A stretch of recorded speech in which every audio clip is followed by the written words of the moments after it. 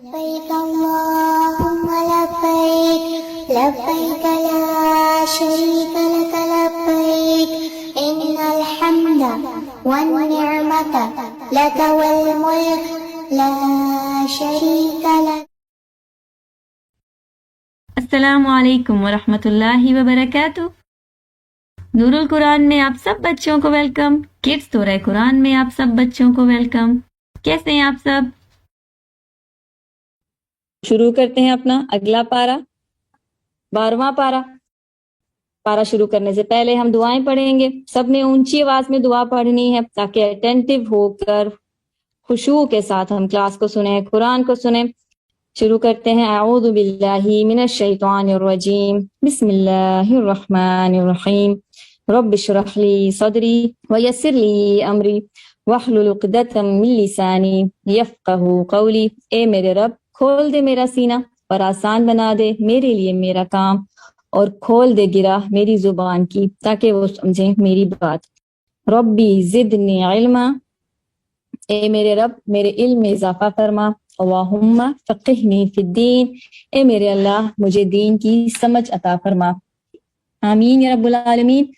دعاؤں کے بعد انشاءاللہ پارہ نمبر 12، اس میں سورہ ہود ہے. سورہ ہود 11ویں پارے سے شروع ہوتی ہے اور 11ویں پارے میں اس کی چند آیات ہوتی ہیں، لیکن انشاءاللہ آج ہم سورہ ہود کو مکمل کریں گے اور سورہ یوسف شروع ہوتی ہے. دونوں سورات میں کہانی ہے اور کہانیوں کے سٹائل میں اللہ تعالیٰ ہمیں لوگوں کی غلطیوں کا بتاتے ہیں اور اللہ تعالیٰ ہمیں وارن کرتے ہیں کہ وہ غلطیاں ہم دوبارہ نہ کریں. سورہ ہود میں کئی قوموں کا ذکر ہے اور ان قوموں پر آنے والے عذاب کا ذکر ہے. اس سورہ میں اللہ تعالیٰ نے ہمیں انبیاء کی اور ان کی قوموں کی کہانیاں سنا کر اللہ تعالیٰ ہمیں یہ سبق دیتا ہے کہ اگر لوگ اللہ کی بات نہیں مانتے تو اللہ تعالیٰ ان قوموں کو تباہ کر دیتا ہے، ان قوموں پر عذاب بھیج دیتا ہے اور ان قوموں کی جگہ اللہ تعالیٰ دوسری قوموں کو لے آتا ہے. پارہ نمبر 12 جب شروع ہوتا ہے تو سورہ ہود کی آیت نمبر 6 سے سٹارٹ ہوتا ہے اور پہلی آیت بہت زبردست آیت ہے. وَمَا مِن دَابَّةٍ فِي الْأَرْضِ إِلَّا عَلَى اللَّهِ رِزْقُهَا، اور زمین پر چلنے پھرنے والا نہیں کوئی مگر اس کا رزق اللہ کے ذمہ ہے. وہ جہاں رہتا ہے اسے بھی جانتا ہے، وہ جہاں سونپا جاتا ہے اسے بھی جانتا ہے. یہ سب کچھ کتاب روشن میں لکھا ہوا ہے. یہاں اللہ تعالیٰ بتاتے ہیں کہ اللہ تعالیٰ الرزاق ہے. اس آیت میں اللہ کہتا ہے کہ وہ الرزاق ہے، یعنی وہ رزق دینے والا ہے. رزق کیا ہوتا ہے؟ رزق ہماری ضرورت کی تمام چیزیں رزق کہلاتی ہیں، یعنی ہمارا کھانا پینا، ہمارا لباس، گھر، یہ سب رزق ہے جو اللہ دیتا ہے. یہاں پہ اللہ تعالیٰ فرماتا ہے کہ یہ ذمہ داری اللہ نے خود لی ہے کہ وہ زمین پر رہنے والے ہر انسان اور جانور کی ضرورت پوری کرے گا، اسے رزق دے گا. چاہے وہ زمین پر چلنے والے انسان ہوں یا جنات ہوں یا جانور ہوں یا آسمان پر اڑنے والے پرندے ہوں، ان کا رزق بھی اللہ دیتا ہے، یا پھر سمندر میں رہنے والی مچھلیاں ہوں. سب کی ضرورت، سب کو رزق اللہ تعالیٰ دیتا ہے اور صرف وہی پوری بھی کر سکتا ہے. اللہ تعالیٰ کہتے ہیں کہ یہ اللہ نے ذمہ داری خود اپنے اوپر لی ہے، کیونکہ اور تو کوئی یہ کام کر نہیں سکتا، یہ ذمہ داری اور کوئی پوری کر نہیں سکتا، کوئی انسان یہ کام نہیں کر سکتا، کیونکہ صرف اللہ ہی الرزاق ہے اور اللہ تعالیٰ ہی ضرورت پوری کرنے والا ہے، یعنی اللہ رزق دینے والا ہے. آگے سورہ ہود میں اللہ تعالیٰ حضرت نوح علیہ السلام کا قصہ بیان کرتے ہیں. حضرت نوح علیہ السلام اور کشتی کی سٹوری سنی ہے آپ نے؟ نوح علیہ السلام اور کشتی کی آپ نے کہانی بہت دفعہ سنی ہوگی. آج ہم یہ دیکھیں گے کہ اللہ تعالیٰ جب نوح علیہ السلام کی کہانی سناتے ہیں اور کشتی کا واقعہ بتاتے ہیں تو اس میں ہم کیا سیکھتے ہیں، یعنی اللہ تعالیٰ ہمیں یہ واقعہ کیوں بتا رہا ہے، اس میں ہمارے لیے کیا لیسن ہے، کیا سبق ہے. حضرت نوح علیہ السلام اللہ کے نبی تھے اور لوگوں کو نیکی کا حکم دیتے تھے، برائی سے روکتے تھے. انہوں نے تقریباً 950 سال لوگوں کو اللہ کی بات بتائی اور لوگوں کو ایمان لانے کا کہا، لیکن بہت کم لوگ اللہ پر ایمان لائے، یعنی بہت تھوڑے سے لوگ مسلمان ہوئے. نوح علیہ السلام کی قوم کے جو امیر سردار تھے وہ بہت مغرور تھے، یعنی اپنے آپ کو بہت بڑا سمجھتے تھے، ان کے اندر تکبر تھا اور ان کا تکبر ہی ان کو اللہ کے آگے جھکنے سے روکتا تھا. وہ اپنے آپ کو دوسروں سے بڑا سمجھتے تھے، دوسروں کو چھوٹا سمجھتے تھے. حضرت نوح علیہ السلام پر زیادہ تر لوگ جو ایمان لائے تھے وہ غریب لوگ تھے، اور وہاں کے امیر لوگوں کو یہ اعتراض رہتا تھا کہ ہم ان غریبوں اور چھوٹے لوگوں کی طرح کیوں ہو جائیں، ہم کیوں ایمان لے آئیں۔ حالانکہ وہ غریب لوگ اچھے ایمان والے تھے، اور اللہ ایمان والوں کو ہی پسند کرتا ہے اور ایمان والوں کا ہی ساتھ دیتا ہے۔ حضرت نوح علیہ السلام اللہ کے سچے نبی تھے، انہیں اپنے سرداروں اور امیر لوگوں کی باتوں پر کبھی بھی غصہ نہیں آیا، وہ نرم رہتے تھے، اپنے کام پر فوکس کرتے تھے۔ اللہ تعالیٰ نے انہیں تبلیغ کا جو کام دیا تھا وہ کام کرتے رہتے تھے، اور کبھی بھی لوگوں کی باتوں سے ڈر کر انہوں نے اپنا کام نہیں چھوڑا۔ نوح علیہ السلام کی قوم نے اللہ کا انکار کیا اور نوح علیہ السلام کو کہا کہ تم اللہ سے ڈراتے ہو، عذاب سے ڈراتے ہو، اگر اتنے سچے ہو تو عذاب لا کر دکھاؤ۔ نوح علیہ السلام 950 سال انہیں سمجھاتے رہے۔ 950 سال بہت لمبا عرصہ ہوتا ہے، اتنا لمبا عرصہ وہ ان لوگوں کو سمجھاتے رہے، ان کو اللہ تعالیٰ مہلت دیتا رہا۔ لیکن پھر اللہ تعالیٰ نے نوح علیہ السلام کو حکم دیا کہ اب عذاب کا وقت آ گیا ہے، اب ان کی مہلت ختم ہو گئی ہے، ایک کشتی تیار کرو تاکہ جب عذاب آئے تو ایمان والے اس کشتی میں بیٹھ جائیں اور عذاب سے بچ جائیں۔ کافر نوح علیہ السلام کا مذاق اڑاتے رہے، ان کا انکار کرتے رہے، ان پر ہنستے رہے کہ ابھی تک عذاب کیوں نہیں آیا، اور نوح علیہ السلام خاموشی سے اپنا کام کرتے جاتے اور کشتی بنانے میں مصروف رہتے۔ پھر جب اللہ تعالیٰ کا حکم آیا اور ایک بہت بڑا سیلاب آیا، اس سیلاب میں، اس پانی کے عذاب میں تمام کافر ڈوبنے لگے، اللہ تعالیٰ نے تمام کافروں کو اس عذاب میں ختم کر دیا، انہیں سزا دے دی، اور ایمان والے کشتی میں سوار ہو گئے۔ اللہ تعالیٰ نے ایمان والوں کو اور نوح علیہ السلام کو بچا لیا۔ نوح علیہ السلام کے بچوں میں سے ان کا ایک بیٹا بھی کافر تھا جو اللہ کا انکار کرتا تھا اور مسلمان نہیں ہوا تھا۔ اس بیٹے کے دوست کافر تھے، وہ انہی کے ساتھ اٹھتا بیٹھتا تھا، اسی لیے وہ مسلمان بھی نہیں ہوا۔ نوح علیہ السلام نے بیٹے سے کہا کہ کشتی میں آ جاؤ، ایمان لے آؤ، لیکن بیٹے نے انکار کیا اور کہا کہ جب سیلاب کا پانی اوپر آئے گا تو میں کسی اونچے پہاڑ پر چڑھ جاؤں گا اور بچ جاؤں گا۔ لیکن اسی وقت پانی کی ایک بہت بڑی لہر آئی اور وہیں پر سب کے سامنے نوح علیہ السلام کا بیٹا ڈوب گیا۔ پھر اللہ تعالیٰ نے پوری زمین پر موجود تمام کافروں کو غرق کر دیا، یعنی سب کو اس سیلاب میں ختم کر دیا، صرف وہی بچے جو ایمان والے تھے، یعنی اللہ کی بات ماننے والے تھے، مومن تھے۔ یہ تھا نوح علیہ السلام کی قوم پر عذاب کا واقعہ۔ اب اس کہانی سے ہم کیا سیکھتے ہیں؟ سب سے پہلے یہ کہ اللہ تعالیٰ کی پوری کائنات اللہ تعالیٰ کا حکم مانتی ہے۔ زمین کو حکم ہوا کہ سارا پانی نگل لو، جب سیلاب آ گیا اس کے بعد اللہ تعالیٰ نے زمین کو حکم دیا کہ پورا پانی نگل لو، تو زمین نے پورا پانی نگل لیا۔ اسی طرح اللہ تعالیٰ نے آسمان کو حکم دیا کہ بارش کو روک لو، تو آسمان نے بارش کو روک دیا۔ اس سے کیا پتہ چلتا ہے؟ اللہ کے ایک بار کے حکم پر زمین اور آسمان فوراً مان گئے۔ ہم نے بھی اللہ تعالیٰ کے حکموں کو اسی طرح ماننا ہے۔ پھر ہم نے دیکھا کہ نوح علیہ السلام کا بیٹا اس لیے ڈوب گیا کیونکہ وہ کافر تھا اور برے لوگوں میں بیٹھتا تھا۔ اس کا باپ ایک نبی تھا لیکن بیٹا کافر تھا۔ کیوں؟ کیونکہ اس کے دوست کافر تھے، اس کی دوستی برے لوگوں کے ساتھ تھی۔ پیارے بچوں، ہم نے ہمیشہ نیک لوگوں کو دوست بنانا ہے، جو ہمیشہ اچھے کام کریں، نیک کام کریں، خود بھی نیک کام کریں اور ہم سے بھی نیک کام کروائیں، کیونکہ جس طرح کے ہمارے دوست ہوں گے نا، ہم بھی ویسا ہی کریں گے۔ تو ہم نے بہت سوچ سمجھ کر دوستی بنانی ہے، نیک دوست بنانے ہیں، کیونکہ ہم اپنے دوستوں سے بہت کچھ سیکھتے ہیں۔ ہمیشہ اچھے اور نیک دوستوں کو، نیک بچوں کو ہی اپنا دوست بنائیں۔ پھر ہم نے یہ بھی دیکھا کہ نوح علیہ السلام نبی ہو کر اپنے بیٹے کو نہیں بچا سکے۔ کیونکہ ان کا بیٹا کافر تھا۔ جو گناہ کرتا ہے اسے اس کی سزا ضرور ملتی ہے، چاہے باپ کتنا ہی بڑا آدمی کیوں نہ ہو، وہ بیٹے کو نہیں بچا سکتا، کیونکہ اللہ تعالیٰ تو انصاف کرتا ہے نا۔ اللہ تعالیٰ سب کو اس کے کیے گئے کاموں کا ویسا ہی بدلہ دیتا ہے جیسا اس نے کام کیا ہو۔ اللہ تعالیٰ کسی پر ظلم نہیں کرتا۔ اگر کسی کو سزا ملتی ہے تو وہ اس کے اپنے ہی گناہ کی وجہ سے ملتی ہے۔ پھر ہم نے یہ دیکھا کہ نوح علیہ السلام لوگوں کے طعنوں اور مذاق سے کبھی نہیں ڈرے، کبھی انہوں نے ہمت نہیں ہاری، وہ خاموشی سے اپنا کام کرتے گئے۔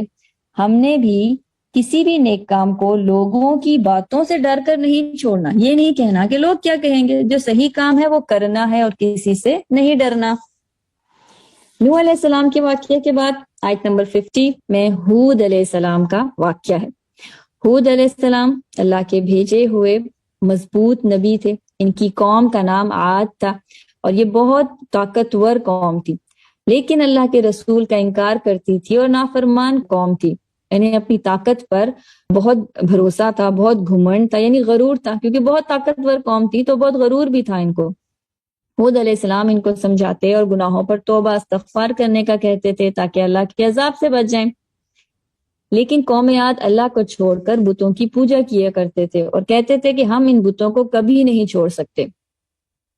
ہود علیہ السلام اپنی قوم سے کہتے تھے کہ بتوں کی پوجا چھوڑ کر ایک اللہ کی عبادت کرو، اور قوم کیا کرتی تھی؟ قوم کہتی تھی کہ ہم ان بتوں کو کبھی بھی نہیں چھوڑ سکتے، اور وہ حضرت ہود علیہ السلام کا مذاق اڑاتی. حضرت ہود علیہ السلام ایک مضبوط ایمان والے شخص تھے. وہ اپنی قوم سے کہتے تھے کہ اگر یہ بت ہی سب کچھ کر سکتے ہیں اور یہ بت ہی اصل خدا ہیں تو ان بتوں سے کہو کہ مجھے کوئی نقصان پہنچائیں یا مجھے کچھ برا کر کے دکھائیں. لیکن وہ بت تو کچھ بھی نہیں کر سکتے تھے کیونکہ وہ تو خود بے جان تھے. ان کے پاس تو کوئی پاور نہیں ہوتی، نہ کسی کو فائدہ دے سکتے نہ کسی کو نقصان. حضرت ہود علیہ السلام کو اللہ پر بھروسہ تھا اور وہ اپنے حق پر اتنا یقین رکھتے تھے کہ وہ کافروں کو چیلنج بھی کرتے تھے. اور وہ چیلنج کیوں کرتے تھے؟ تاکہ کافر سچ جان جائیں. ہود علیہ السلام کی دعوت میں ہمیشہ جوش رہا. جب قوم نہ مانی تو کیا ہوا؟ جب بھی قومیں نہیں مانتی اور گناہ کرتی رہتی ہیں اور گناہ نہیں چھوڑتی تو کیا ہوتا ہے؟ نوح علیہ السلام کی قوم کے ساتھ کیا ہوا؟ ہم نے یونس علیہ السلام کا بھی دیکھا، نوح علیہ السلام کا بھی دیکھا. تو ان قوموں کے ساتھ کیا ہوا؟ اللہ تعالیٰ کا عذاب آتا ہے. تعالیٰ نے اس قوم پر عذاب بھیجا. قوم عاد پر تیز آندھی کا عذاب بھیجا، جس طرح نوح علیہ السلام پر سیلاب کا عذاب بھیجا تھا. ہود علیہ السلام کی قوم پر تیز آندھی کا عذاب بھیجا اور تمام کافروں کو ختم کر دیا. صرف ہود علیہ السلام اور ان کے ماننے والے لوگ بچ گئے. کیوں بچ گئے؟ کیونکہ اللہ تعالیٰ ہی سزا دینے والا ہے، اللہ ہی بچانے والا ہے، اور اللہ تعالیٰ کسی پر ظلم نہیں کرتا. ہود علیہ السلام اور ایمان والوں کو اللہ نے بچا لیا. ہود علیہ السلام کی کہانی سے ہم کیا سیکھتے ہیں؟ پہلی بات یہ پیارے بچوں کہ اللہ کی بات بتانے والا اسٹرانگ ہوتا ہے، مضبوط ہوتا ہے. اسے اپنی بات کا یقین ہوتا ہے کہ یہ بات سچ ہے. اور لوگ جتنے بھی طاقتور ہوں، جتنے بھی طاقت والے ہوں، کبھی غرور نہیں کرنا چاہیے. جس طرح قوم ہود کو اپنی طاقت پر غرور تھا، کیونکہ سب سے زیادہ طاقت والا کون ہے؟ سب سے زیادہ طاقت والا تو اللہ ہے. تو کبھی بھی اپنی طاقت پر غرور نہیں کرنا چاہیے. پھر ہم نے دیکھا کہ ہود علیہ السلام نے لوگوں کو توبہ استغفار کرنے کا کیوں کہا کہ استغفار کرو؟ کیونکہ استغفار کرنے سے کیا ہوتا ہے؟ استغفار کے بہت سارے فائدے ہیں. استغفار کرنے سے اللہ تعالیٰ معاف کر دیتا ہے اور اللہ تعالیٰ بارش برساتا ہے، قوموں کو قوت ملتی ہے. پیارے بچوں، استغفار کرنے کے اللہ تعالیٰ نے آگے بھی بہت سارے فائدے بتائے ہیں. استغفار کا مطلب ہوتا ہے کہ یا اللہ، میں اپنے گناہوں سے معافی مانگتا ہوں، میرے گناہوں کو معاف کر دے، اور انسان ہمیشہ کے لیے توبہ کرتا ہے. استغفار کرنے والوں کو اللہ تعالیٰ بہت ساری نعمتیں دیتا ہے. تو ہم میں سے جو بھی چاہتا ہے کہ بہت ساری نعمتیں ملیں، انہیں کثرت سے استغفار کرنا چاہیے. ہود علیہ السلام کے واقعے کے بعد آگے آیت نمبر 69 میں ابراہیم علیہ السلام اور فرشتوں کا قصہ ہے. آیت نمبر 69 میں اللہ تعالیٰ فرماتے ہیں کہ جب فرشتے ابراہیم علیہ السلام کے پاس خوشخبری لے کر پہنچے اور سلام کہا تو ابراہیم علیہ السلام نے بھی سلام کا جواب دیا اور بغیر کسی تاخیر کے گائے کا بھنا ہوا گوشت لے آئے. اس آیت میں اللہ تعالیٰ ہمیں کچھ آداب سکھا رہا ہے. حضرت ابراہیم علیہ السلام کے پاس کچھ فرشتے آئے جو انہیں بیٹے کی خوشخبری دینے آئے تھے. انہوں نے آ کر ابراہیم علیہ السلام کو سلام کیا اور پھر ابراہیم علیہ السلام نے اس سلام کا جواب دیا اور انہیں مہمان سمجھ کر کھانے کا سامان فوراً آگے رکھ دیا. حالانکہ فرشتوں کو تو کھانے کی ضرورت نہیں ہوتی. حضرت ابراہیم علیہ السلام کو پتہ نہیں تھا کہ یہ فرشتے ہیں. انہیں لگا کہ یہ کوئی انسان ہے. یہ فرشتے کیوں آئے تھے؟ یہ فرشتے حضرت ابراہیم علیہ السلام اور ان کی بیوی حضرت سارہ جو کہ بوڑھے ہو چکے تھے انہیں بیٹے کی خوشخبری دینے آئے تھے. یہاں پر حضرت ابراہیم علیہ السلام اور فرشتوں کا قصہ سنا کر اللہ تعالیٰ ہمیں کچھ آداب سکھاتے ہیں. پہلے تو یہ کہ سلام کا جواب دینا ضروری ہے. پوری طرح سلام کا جواب دیا کریں، خوشی کے ساتھ سلام کا جواب دیا کریں. اب جب کبھی گھر میں داخل ہو تو باہر سے آنے والا گھر والوں کو سلام کرے، جیسے یہاں فرشتوں نے سلام کیا. پھر حضرت ابراہیم علیہ السلام مہمان نواز تھے. اگر ہمارے گھر کوئی مہمان آتا ہے تو ہم کیا کرتے ہیں؟ ہمیں کیا کرنا چاہیے؟ ہمیں خوشی سے ان کو ویلکم کرنا چاہیے، اور گھر میں جو بہترین چیز ہو، کھانے کی جو سب سے اچھی چیز ہو، وہ مہمان کو دی جائے۔ مومن مہمان نواز ہوتا ہے، ہم نے مہمان نواز بننا ہے۔ سورہ ہود میں اسی طرح آگے شعیب علیہ السلام، صالح علیہ السلام کی قوم پر عذاب کا ذکر ہے، اور اس سورہ میں پھر آگے موسیٰ علیہ السلام اور فرعون کا بھی واقعہ ہے۔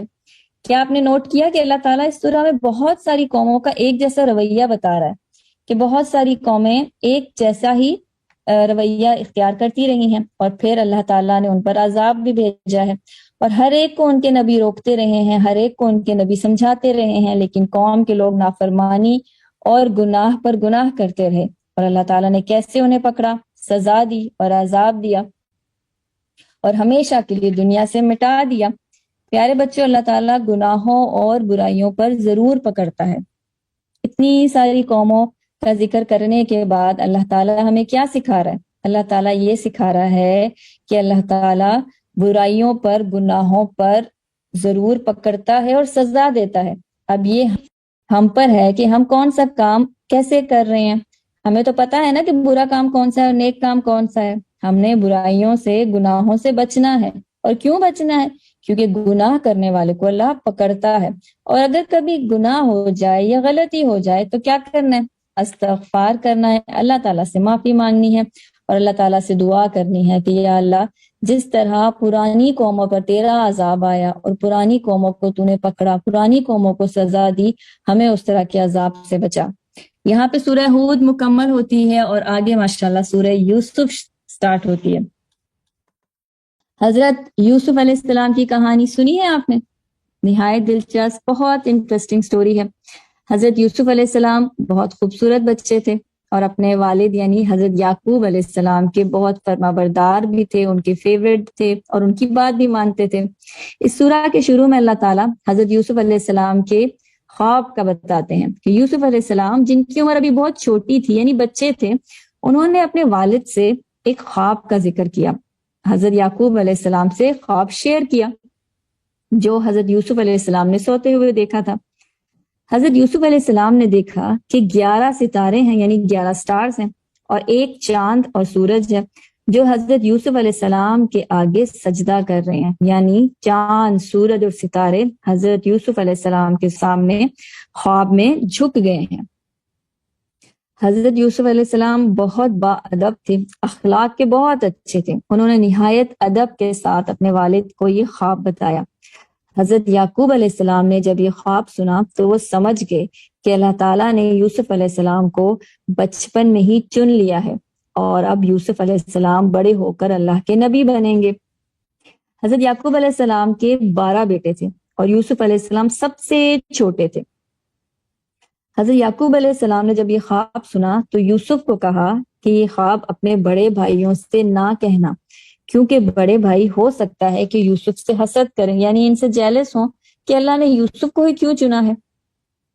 اس لیے باپ نے بیٹے کو منع کیا کہ یہ خواب بڑے بھائیوں کو نہ بتانا، کیونکہ شیطان ہر وقت اس موقع کو ڈھونڈ رہا ہوتا ہے کہ کسی طرح وہ بھائیوں کی لڑائی کروائے۔ اگر گھر میں بہن بھائی بھی آپس میں لڑتے ہیں نا، تو اس کی وجہ بھی شیطان ہوتا ہے۔ بہن بھائیوں میں جھگڑا اور لڑائی شیطان کراتا ہے۔ اسی لیے حضرت یعقوب علیہ السلام نے یوسف علیہ السلام کو منع کیا کہ وہ خواب اپنے بھائیوں کو نہ بتائیں۔ یوسف کے بھائی وہ یوسف کو پسند نہیں کرتے تھے، کیونکہ یوسف علیہ السلام حضرت یعقوب علیہ السلام کے فیورٹ تھے، ان کی ہر بات مانتے تھے، اور یعقوب علیہ السلام کو یوسف علیہ السلام سے بہت محبت بھی تھی۔ بھائیوں نے آپس میں مشورہ کیا اور کہا کہ ہم یوسف علیہ السلام کو ختم کر دیتے ہیں اور یہاں سے ہمیشہ ہمیشہ کے لیے کہیں دور بھیج دیتے ہیں، اور پھر اس کے بعد ہم توبہ کر لیں گے۔ دیکھیں شیطان کیسے ان کو بیوقوف بنا رہا ہے کہ ہم یوسف علیہ السلام کو ختم کر دیتے ہیں اور بعد میں نیک ہو جائیں گے۔ کیا اللہ تعالیٰ نہیں جانتا؟ یوسف علیہ السلام کے بھائی چاہتے تھے کہ یعقوب علیہ السلام بڑے بھائیوں کو پسند کرے اور بڑے بھائیوں سے زیادہ پیار کریں، لیکن وہ یوسف کی طرح نہ فرما بردار بنتے تھے، اور نہ ہی یوسف کی طرح اچھے اچھے کام کرتے تھے، اور نہ ہی یوسف کی طرح نیک تھے۔ بھائیوں کو یوسف سے حسد تھا، اور شیطان نے یہ حسد اور مزید ان کے دل میں بڑھا دیا تھا۔ وہ یہ دیکھ کے بہت حسد کرتے تھے کہ یوسف علیہ السلام باپ کے اتنے قریب ہیں، تو بجائے خود وہ خدمت کرتے، نرمی کرتے، وہ یوسف کو ہی قتل کرنے کا پلان بنانے لگے اور شیطان کی باتوں میں آ گئے۔ جب وہ اپنے بھائی کے قتل کا پلان بنا رہے تھے تو انہی بھائیوں میں سے ایک بھائی نے مشورہ دیا کہ یوسف علیہ السلام کو قتل نہیں کرتے بلکہ کنویں میں پھینکاتے ہیں، اس سے ان کی جان بچ جائے گی، اور آنے جانے والا کوئی مسافر جب کنویں میں پانی لے رہا ہوگا تو وہ یوسف علیہ السلام کو بھی نکال دے گا اور وہ اپنے ساتھ کہیں دور لے جائے گا۔ سب کو یہ مشورہ مناسب لگا اور انہوں نے کہا کہ ہم اسی طرح کریں گے۔ یوسف علیہ السلام کے بھائی اپنے والد یعقوب علیہ السلام کے پاس گئے اور اجازت مانگی کہ وہ یوسف علیہ السلام کو ان کے ساتھ کھیلنے کے لیے کسی جگہ پر بھیجیں۔ باپ سے بیٹوں نے کہا کہ یوسف علیہ السلام ہمارے ساتھ جائے گا، وہاں کھیلے گا، کودے گا اور کھائے گا، پیے گا۔